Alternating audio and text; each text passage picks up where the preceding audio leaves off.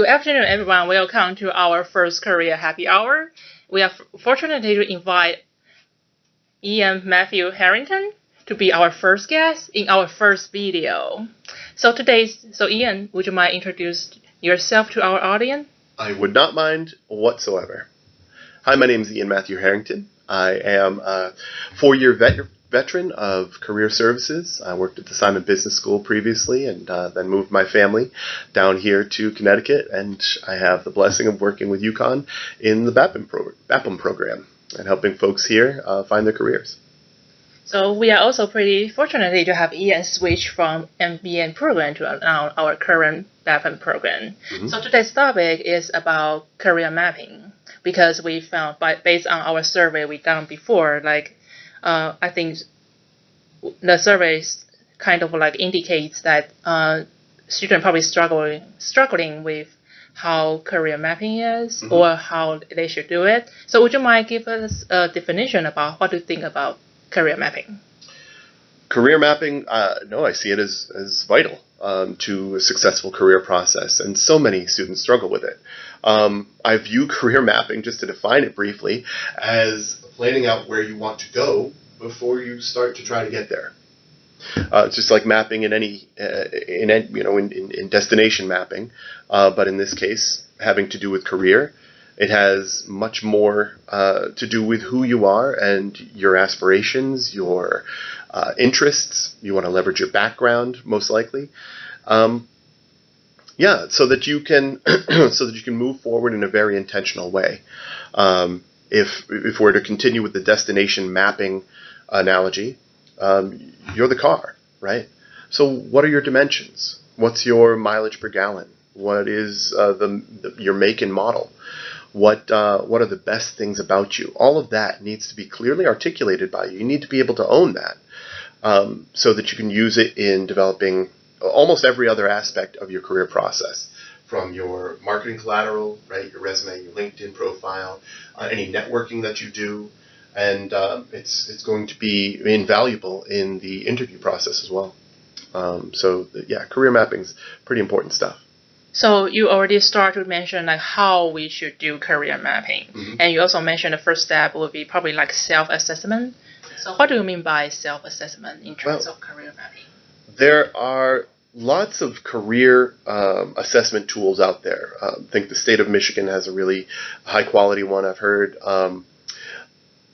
But I'll be sending out a link to graduate students as they come in, and actually to the entire BAPM program, so that they can begin to understand how I would guide them in managing their career.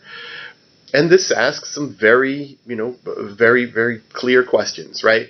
What are your virtues? What are your attributes? What are some areas of interest functionally for you? What are some industries that appeal to you?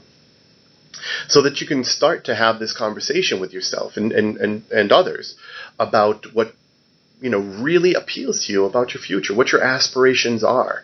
And as you practice and as you have that conversation, it becomes more and more clear.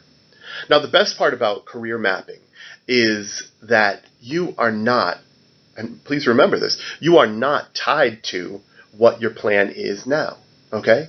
Hopefully it's a guide, and as you move forward toward that destination, you begin to later see, actually, that's not where I want to be. I want to be in this other place. I need to take a pivot. I need to take a right turn because this is actually where I want to be. But you never would have discovered that second destination if not for that first destination and moving towards it. So it's just an important part of the process to understand. All of this is iterative. You're going to continue to ask yourself, is that the function that appeals to me most? Or is it perhaps this new function that I just learned about because I'm taking these classes? All of that is possible. Allow yourself the opportunity to learn that, but keep moving forward. That is just a quintessential truth about success in your career process. Keep having productive movement forward towards your goals. So after students assess themselves and they have those kind of information in front of them, what would you recommend that the next step will be for a student after they got all the results for themselves? The very next thing you do is put together your career collateral. Get your LinkedIn profile in order. Get your resume in order. Put together a draft of a cover letter, highlighting your best 3 stories and the virtues that you want to use. All of that is, that's the next thing that you do. Because right after that, you're going to start networking and reaching out to people who were from your country of origin, or perhaps have gone through your particular program, maybe both, to understand what they did for their career, how they found success, what they struggled with, right? What they recommend, and so that you can inform your own process based on not only what they said, but your own intuitions. Okay, so for students who already have working experience, they probably have lots of things to put on their resume or cover letter. But how about students who probably don't have full-time job before? What would you recommend for them? That's a great point. Many students come with little or no work experience. You've got to look to the things you've done, right? Where have you shown leadership? Where have you been a part of a project that really moved an organization or your student body forward? Where have you managed a team? Where have you been a key contributor? And what aspects of how you see yourself do you really want to use moving forward? That's the stuff you talk about, right? If you see yourself as someone who's compassionate or understanding or data-driven, where have you done that in your past? Be able to articulate those stories very well, and that's what you'll use as part of your success moving forward and connecting with the people that you network with. It's very difficult to help someone who doesn't know themselves. And we all know ourselves, but knowing how to convey that you understand yourself and that these are your preferences, your functional aspirations, etc., to others, that's the challenge. Okay, so you mentioned that after the self-assessment and collaborate, like the next step will be networking. Like how students can do that. Like after their assessment, and they probably already have their something in mind. Like they can kind of showcase their leadership or the project they have already done. Like what they need to do for the networking event. Sure. Well, the first thing is to identify people that have commonality with you. So I would say people from your country of origin or people who have been in the program. Again, people who have a similar background to you are the safest, right? You already have some common ground to work from. Everyone struggles with networking. I think they put a lot more emotional weight to it than needs to be present. It's about building relationships. So, you reach out to your alumni group or the seniors that have been here before you to say, who was successful in doing what they've done in managing their career, or who landed at this company that I'm really interested in, and ask if you can make those connections. The career office is a fantastic place to learn about who ended up where, and see if you can connect with them. Then pick their brain. What was their process like, and just begin to learn from others what they did to see if you can borrow that for your own success. So that sounds pretty much like you actually encourage a student to do some informational interviews from whatever the connection they have.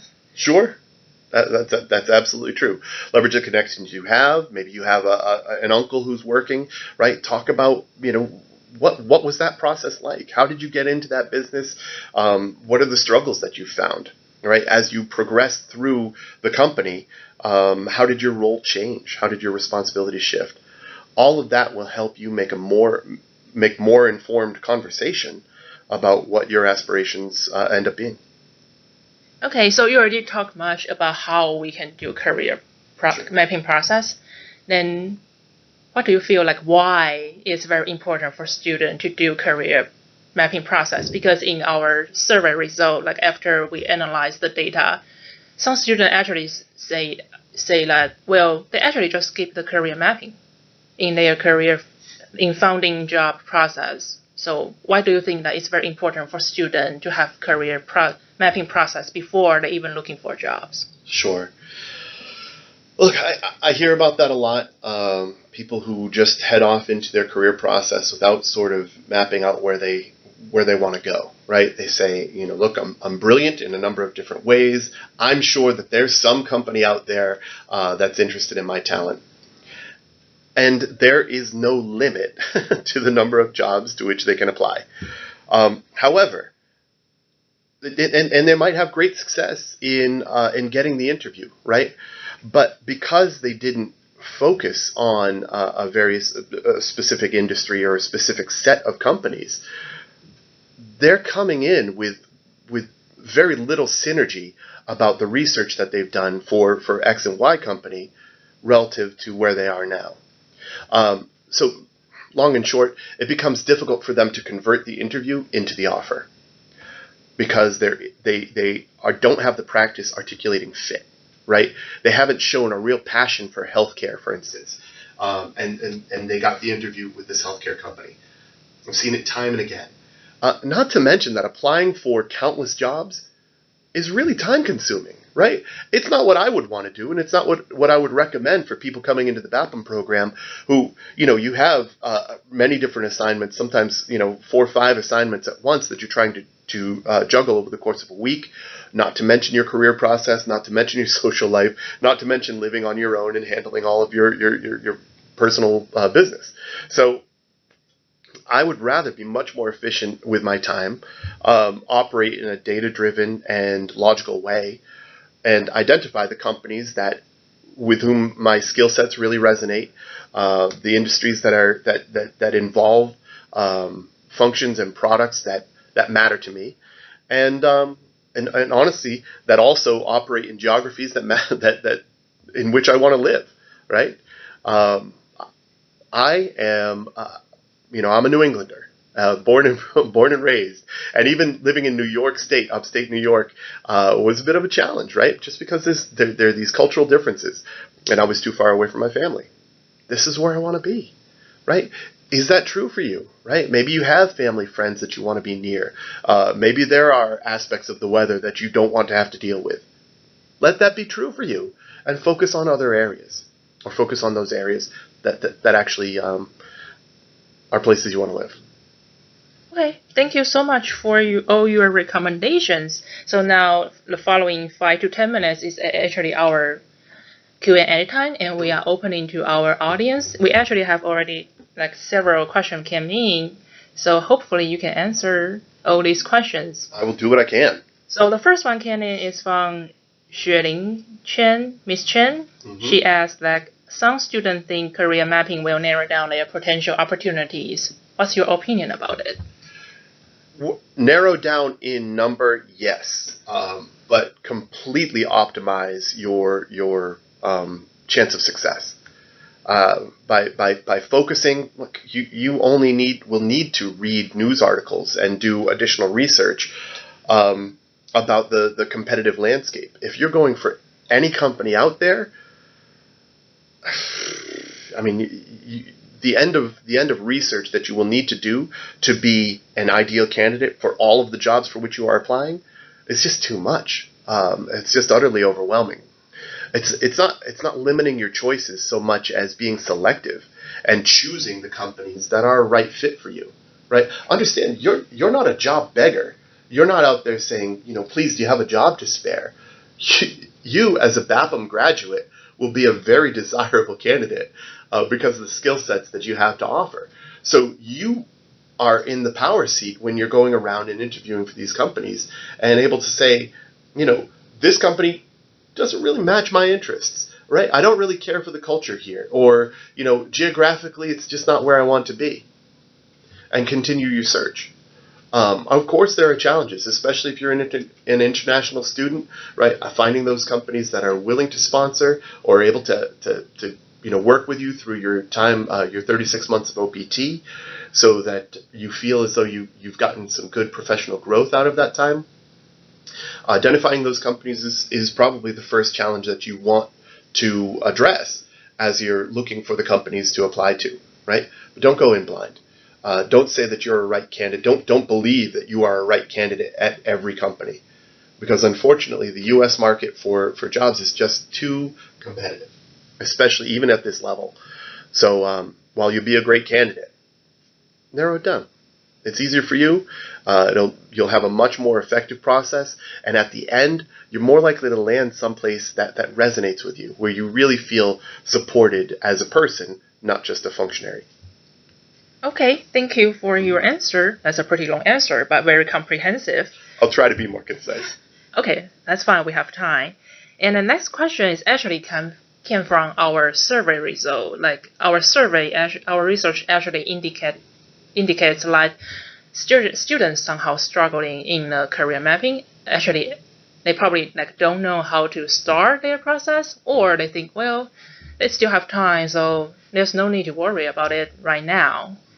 So for those students, like they don't know how to start this entire career mapping process, what would you recommend? Like what they need to do in order to get started? Wow. I think students who don't start right away might be doing it because they don't know what steps to take.